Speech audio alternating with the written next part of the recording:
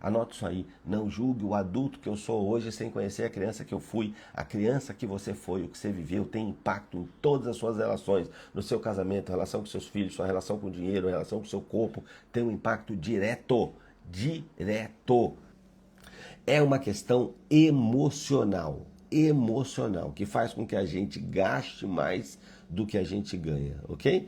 Ou então faz com que a gente não guarde, não faça reservas. Vou entrar aqui agora falando sobre o assunto de hoje. Deixa eu te dizer qual é o assunto de hoje, né? O assunto de hoje nós vamos falar sobre superar o medo de nunca ter o suficiente. Se você entendeu, coloca a mãozinha aí. Superar o medo de nunca ter o suficiente. Deixa eu te dizer uma coisa. O nosso desejo, a maioria de nós, a gente já falou nisso numa das lives, mas por que uma pessoa se endivida? Porque ela gasta mais do que ganha. Ela gasta mais do que ganha, ou porque ela não faz gestão de quanto ganha e sai gastando sem ter plena consciência. E às vezes ela diz assim, ah não, Rezende, mas eu tenho uma necessidade, eu ganho pouco e eu tenho uma necessidade maior. Então, isso não é natural, isso é emocional. Quando você está nessa situação, independente de quanto você ganha, você vai fazer isso. Você ganha 5 mil e você está gastando 5 mil. Presta atenção, se você não resolver, é um vazamento que tem, um vazamento de água lá, entendeu? Então é vazamento emocional. Se você não resolver essa questão, você vai ganhar 8 e vai gastar 8. Você vai ganhar 12 e vai gastar 12. Você vai gastar... Gente, deixa eu dizer uma coisa para vocês. Eu dou mentoria para pessoas que têm uma renda mensal, que vocês vão falar assim, isso é um absurdo. Não, é verdade. Eu, por exemplo, tenho um casal que eu mentoro que tem uma renda mensal de 120 mil reais. Mensal. Todo mês, 120 mil reais. Só o casal, os filhos já se casaram, saíram de casa. E eles estão com problema financeiro, ok? Eles têm dificuldade de lidar. Para a maioria das pessoas que estão aqui na live, fala, cara, você está louco. Se eu ganho 120 mil por mês, pelo amor de Deus. Se você não tiver resolvido as suas emoções, você vai ganhar 120 e vai gastar.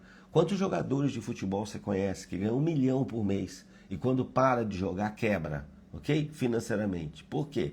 Tem um problema emocional não resolvido. Então, hoje a gente vai falar sobre isso. Existe um medo de nunca ter o suficiente. Esse é um dos medos. Se você está entendendo, bota a mãozinha aí. Que nos faz agir, ok? Esse medo, ele nos faz agir. E aí como? Às vezes comprando desesperadamente, porque eu receio que amanhã eu não tenho. Quantas pessoas você conhece que mal recebe e o dinheiro acaba? Fala, não, o mês, como é que é? O dinheiro acaba antes de chegar ao final do mês. Então preste atenção. É uma questão emocional, que faz com que a gente gaste mais do que a gente ganha, ok? Ou então faz com que a gente não guarde, não faça reservas. Então, eu gasto mais do que ganho. Isso é uma questão emocional. Bom, mas não adianta a gente entender que existe uma dor se a gente não falar da cura. Lembra do que eu tinha dito? Isso está muito claro no livro, a gente trabalha isso muito. Imagina que exista uma espécie de um triângulo, uma pirâmide, um triângulo, onde a base desse triângulo é espiritual. Aqueles que estão aqui são cristãos, com certeza já ouviram dizer que nós somos um espírito, que temos uma alma e habitamos um corpo. Somos um espírito que habitamos uma alma e temos um corpo. Isso funciona para tudo na nossa vida. 55%, e eu gosto de dar esse número para mostrar que mais da metade dos nossos resultados em todas as áreas da vida, inclusive na área financeira, é espiritual.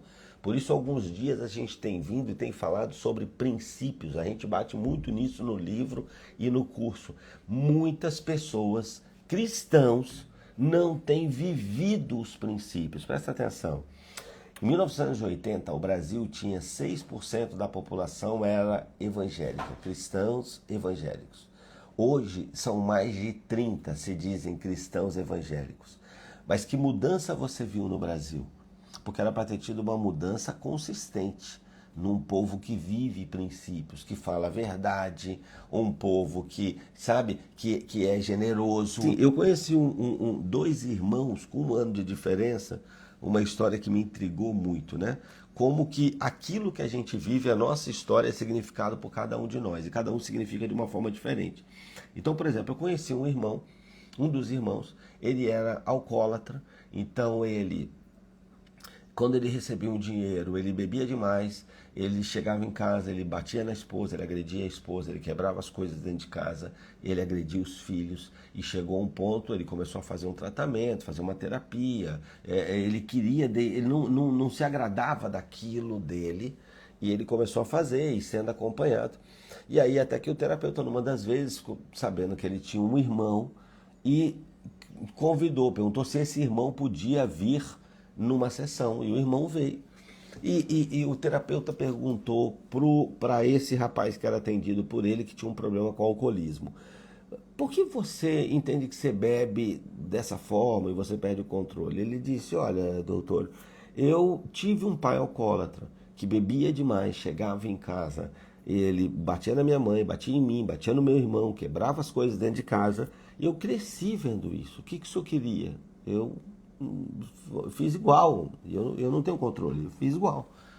E aí falou interessante, e perguntou para o irmão: e você também tem problema com bebida? Ele falou: não, senhor. Não tem? Não. Você bebe? Não, nunca botei uma gota de álcool na minha boca. E por quê? Porque eu tive um pai alcoólatra que bebia, perdi o controle, batia na minha mãe, batia em mim, batia no meu irmão, quebrava as coisas dentro de casa, então eu nunca quis botar uma gota de álcool na minha boca. Ou seja, os dois viveram a mesma história. Um repetiu o padrão do pai e também se tornou alcoólatra, outro o contrário. Então isso casa com o que essa irmã colocou aqui sobre a mãe dela. Ou seja, alguns repetem o padrão e aí continuam com aquela questão sendo miserável, nunca tem nada, nunca, né, e está sempre dando um jeito, gasta, se sabota. Agora outros vão para o inverso, e aí isso também é muito complicado. Eu disse numa das nossas lives aqui, a palavra de Deus diz que Jesus é o caminho, o Senhor é o caminho. É muito importante que a gente entenda o caminho. Eu estou fazendo isso aqui para simbolizar uma estrada, vê se você consegue entender.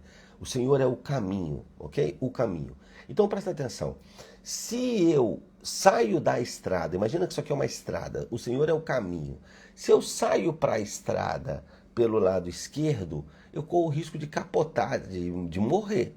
Mas se eu sair do lado direito, também corro o risco de capotar, de morrer. Você consegue entender? Se consegue entender, reage aí, que o Instagram vai entender que esse conteúdo é importante. Então Jesus é o caminho. Em tudo na nossa vida, nós precisamos do equilíbrio. O equilíbrio é o caminho, é andar no caminho, é Jesus. Então presta atenção. Aquela pessoa que não tem a menor consideração com o dinheiro, que não guarda, que não entende, que não excede o domínio, ela está saindo na estrada para o lado de cá. Mas aquele que também não gasta, que não usufrui, também está saindo do outro lado. Presta atenção. Comer demais é pecado. Não comer e não cuidar do corpo também é pecado. A gente precisa entender, nós precisamos cuidar do nosso corpo. Então, os excessos é o problema. Os excessos é sair do equilíbrio, é sair do caminho. Nós precisamos encontrar um caminho, e por isso é muito complicado. Mesmo a relação de dinheiro. Então, presta atenção. Idolatrar o dinheiro é errado, é um pecado. O amor ao dinheiro é um pecado, está na Bíblia. Mas não entender e não honrar, né? Entender, porque como que a gente ganha dinheiro? A gente ganha dinheiro com vida. É isso. Olha na parábola, quando o Senhor vai lá e dá um talento, 2 talentos. Lembra dessa parábola, 5 talentos? Quando as pessoas não multiplicam, também é um pecado. Servo mau e fiel, aparta de mim. Lembra disso? Então, também o dinheiro ele é um recurso que eu preciso honrar e glorificar a Deus. Nós dissemos aqui outro dia, se você é um crente, ora, jejua, lê a palavra, serve na sua igreja, tem uma palavra de Deus, é um bom pai, é um bom marido, sabe, daqueles... E você vive com problemas financeiros, você virou amigo das dívidas.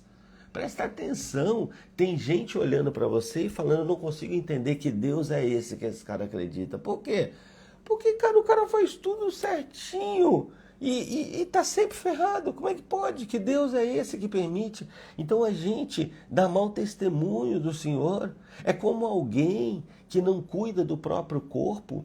Teve um grande evangelista, se não me engano, na Irlanda, e esse cara participou de um avivamento na Irlanda, só que ele não cuidava do corpo, não cuidava do templo do Espírito Santo, e ele morre com 29 anos, e antes de morrer ele diz uma frase que ficou célebre, que ele diz assim: Deus me deu uma mensagem e um cavalo. Eu matei o cavalo. Já não posso levar a mensagem, ok? Então presta atenção. E aí tem gente que olha no velório e olha lá e fala assim: como pode, né? Um homem tão bom, por que será que Deus levou ele tão cedo? E aí o Senhor está olhando e falando: eu dei o livre-arbítrio, era para ele comer, se exercitar, dormir, eu tinha uma missão para ele, eu tinha um propósito. Ele não cuidou, foi ele, não foi eu que trouxe, foi ele. É a mesma coisa as finanças. As pessoas olham para você e falam: como é que pode? Não. Aí Deus fala: não, ó, tem live, tem conteúdo, tem livro, tem um monte de oportunidade para ele crescer. Ele decidiu ficar miserável, ficar pobre, repetindo um padrão de algo que ele viveu, que aprisionou. Se liberta disso. E hoje nós estamos falando na questão emocional. Então, cada pessoa significa de uma forma. E a base da transformação, como tem o triângulo, 55%, mais da metade dos nossos resultados em todas as áreas da vida é espiritual. 30%, que é a metade do triângulo, é emocional. As nossas crenças, o que a gente viveu, o que você ouvia do seu pai, da sua mãe. Você viu luz cortada, passou por despejo, sua mãe dizia que dinheiro é sujo, seu pai dizia... Você leu na Bíblia assim: é mais fácil um rico, não é que é um camelo passar no buraco da agulha que um rico entrar no céu, e você interpretou isso de uma forma que não é a forma, não era a mensagem, não era o teor da mensagem. Pois é, isso está te impedindo de ganhar dinheiro. Você ouvia que as pessoas, livre-arbítrio, isso, Aline, gente, participa aí igual a Aline, ó, escreve, manda um emoji e tal pro Instagram entregar essa live para o número maior de pessoas. Então presta atenção, você significou de uma forma que hoje você se sabota. Quando você tá para ganhar dinheiro, você arruma um jeito de não ganhar. Por quê? Porque você colocou na sua mente que isso é ruim, isso é sujo. As pessoas que ganham dinheiro são desonestas. Se você ganhar dinheiro, você vai perder a sua família, você corre risco de ser sequestrado. Podem aparecer pessoas que são interesseiras. Você não vai mais saber se a pessoa está se aproximando de você porque é interesseira ou se de verdade tem um carinho por você, um amor especial. Eu estou te dizendo isso, deixa eu te dizer. Durante bom tempo na minha vida, eu orei a Deus pedindo para não ser rico. Eu não sei se mais alguém aqui fez isso, se me dá um sinal aí, pelo amor de Deus. Eu orava, eu falava assim: eu não quero ser rico, porque se eu for rico, meus filhos podem ser sequestrados, sabe? Pode se aproximar de mim um monte de pessoas que são mal intencionadas. Senhor, eu não quero, eu posso me perder, eu posso me afastar do Senhor, então eu não quero. Eu orava pedindo para não ser, porque eu acreditava que o problema estava no dinheiro. Eu não entendia que a questão é o meu caráter. O meu caráter não tem a ver com o dinheiro. Tem a ver com o meu caráter. Tem pessoas que têm muito dinheiro e abençoam a vida de muitas pessoas. E tem pessoas que, inclusive, com pouco dinheiro, se amaldiçoam e amaldiçoam as pessoas. É uma questão de maturidade. O que eu preciso desenvolver em mim é maturidade. É por isso que eu desenho essa base. 55% é espiritual, 30% é emocional, 15% é natural. Quando eu mudei para o Rio de Janeiro, quando eu mudei para Santos, eu conheci uma realidade que me chamava muita atenção. Era comum eu pegar um Uber, e eu sou muito curioso, eu gosto de conversar, eu gosto de entender as coisas, e eu perguntava assim: tudo bem, como é que tá aí o trabalho? Quantas horas você trabalha? E quantas vezes eu ouvi motorista dizendo: eu trabalho 14 horas por dia, 15 horas por dia. Meu Deus, quantos dias na semana? 6 dias, 7 dias, meu Deus. E aí, você trabalhava antes? Trabalhava. Eu tinha tal profissão. Legal. E você estudou? Eu estudei. Eu tenho 2 faculdades, tenho um MBA. Que legal. E idiomas? Eu fiquei embarcado muito tempo. Lá em Santos é muito comum, nos navios, fiquei embarcado. Eu sou fluente aí em 2, 3 idiomas. Meu Deus, que legal. E aí eu descia do carro pensando, a minha mãe me criou dizendo assim, filho, estuda para você ser alguém. Quantos já ouviram isso? Reage aí para mim, filho, estuda para ser alguém. E eu dizia, essa conta não fecha. Esse rapaz não dá para dizer que não é trabalhador. O cara trabalha 15 horas por dia. Não dá para dizer que não é trabalhador. Se for preciso, ele trabalha 7 dias por semana. O cara se capacitou, gente. Ele tem 2 faculdades, ele tem um MBA. Gente, ele é poliglota. Ele fala vários idiomas. Como pode? Esse cara tá aqui trabalhando no Uber. Não, nada contra o Uber, mas pelo amor de Deus, não bate. Aquilo que a minha mãe me dizia. Não bate. Aí, o que me enlouqueceu de vez foi quando eu descobri que 40%, gente, 4 em cada 10% dos bilionários do mundo não tem nem faculdade, não tem graduação. Não tem graduação. O cara não tem graduação e ele contrata um monte de gente com uma faculdade, 2. Como pode? Essa conta não fecha. Então eu fui entender que a questão não é só natural. É importante? É. Isso aqui não é apologia para que as pessoas não estudem, pelo amor de Deus. Mas eu estou te dizendo que a conta não fecha de você só estudar. Não basta. Não basta, e nem é o mais importante. Existem pessoas que nem estudaram e chegaram num ponto financeiramente e hoje tem uma vida alinhada. Eu conheço pessoas que ganham muito dinheiro, mas o casamento está indo pro buraco, a relação para os filhos está indo pro buraco, ok? Outros que nem ganham dinheiro, mas está tudo indo pro buraco, a pessoa está desesperada. É por isso que nós estamos fazendo essas lives, é por isso que nós estamos lançando o livro. O que a gente quer é que as pessoas tenham paz, é isso que a gente quer. E as finanças roubam a paz das pessoas. Então é muito importante que a gente possa entender isso. Existe uma questão espiritual, existe uma questão emocional, além do natural. O natural é 15% do seu resultado. O emocional é 30%. E o espiritual é mais da metade, é 55%. Agora presta atenção, Rezende, então como eu resolvo? Presta atenção. Quanto mais você vive princípios, imagina comigo aqui um triângulo, a base. Quanto mais você vive princípios, mais você alarga o triângulo, você abre a base. Quando você abre a base, automaticamente você está abrindo o meio, ou seja, as suas crenças, você é burro, nós somos pobres, você nunca vai ter nada, elas vão se expandindo, porque você vai entendendo que a verdade, e eu estou falando o seguinte, nós precisamos honrar nosso pai, nossa mãe, as pessoas, ok, mas só quem conhece a verdade sobre nós é Jesus, não tem mais ninguém, nem a gente. Quando a gente olha no espelho, a gente não consegue entender que valor é esse que Jesus dá à minha vida, que amor é esse para ele vir aqui e morrer na cruz por mim. Eu falo, Senhor, eu não sei nem se eu faria isso. Que valor é esse que o Senhor vê em mim, que eu não consigo ver? Gente, presta atenção, se você fosse o único ser humano sobre a face da terra, o Senhor Jesus teria vindo e morrido, tomado cada chibatada, cada cusparada por você. Você tem consciência do quanto o Senhor te ama e do quão importante você é? Mas talvez você, assim como eu, por ignorância dos nossos pais e de outras gerações, tenha ouvido, você é burro, você nunca vai dar em nada, você não tem jeito, você não consegue, por ignorância. Então, quando eu mergulho espiritualmente, isso alarga a minha base.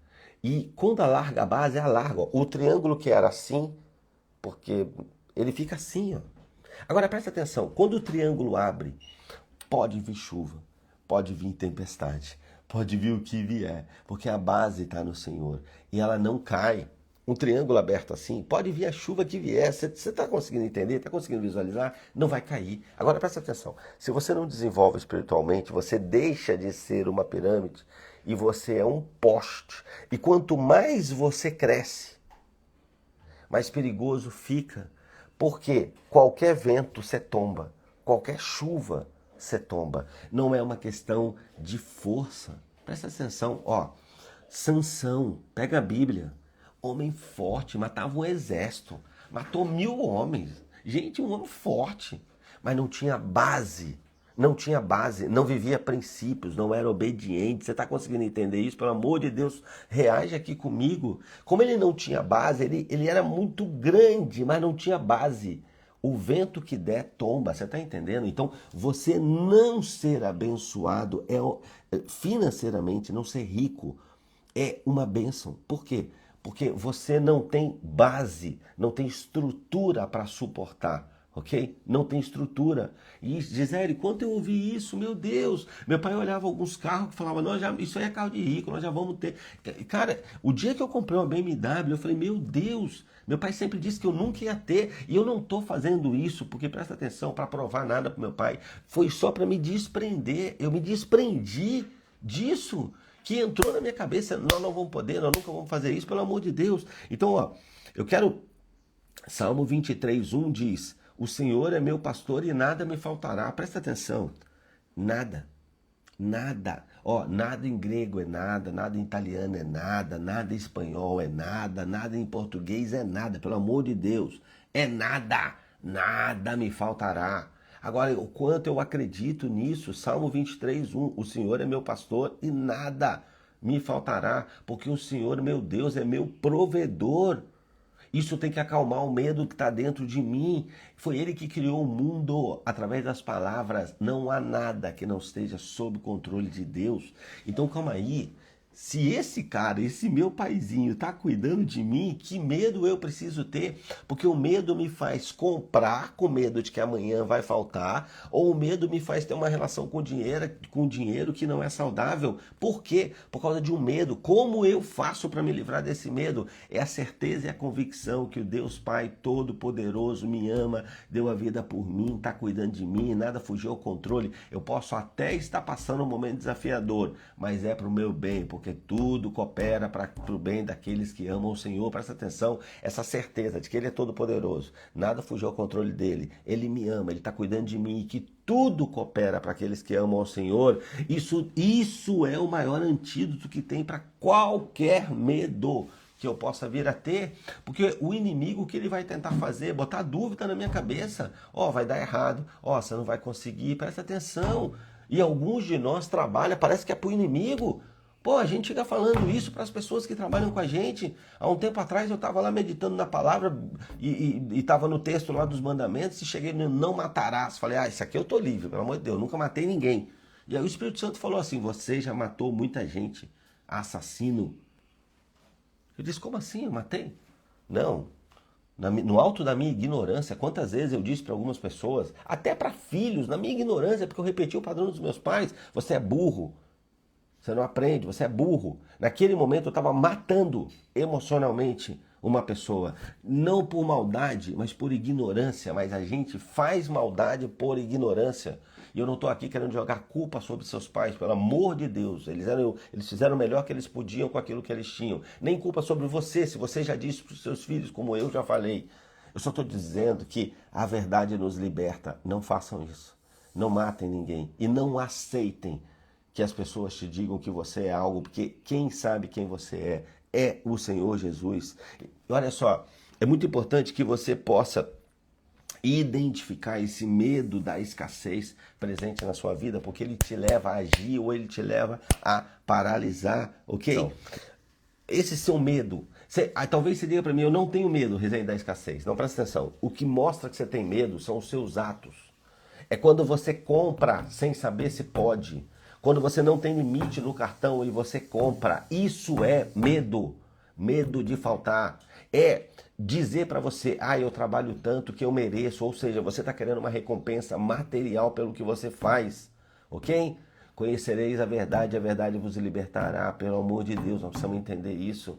Ok? Nós precisamos entender isso. O que nos faz agir não é loucura. Comprar o que você não sabe. Você tem dinheiro, pelo amor de Deus. A gente pode identificar compras impulsivas ou a necessidade constante de acumular o dinheiro. Uma das pessoas que está aqui com a gente falou, minha mãe passou muita escassez e hoje ela tem uma necessidade de guardar dinheiro. Por quê? Porque ela está sempre esperando que vai acontecer alguma coisa ruim. Por quê? Porque aquela criancinha via isso, luz sendo cortada, despejo, fome, vontade de comer uma coisa e não podia. Então, qual foi a forma que ela reagiu? Agora ela guarda,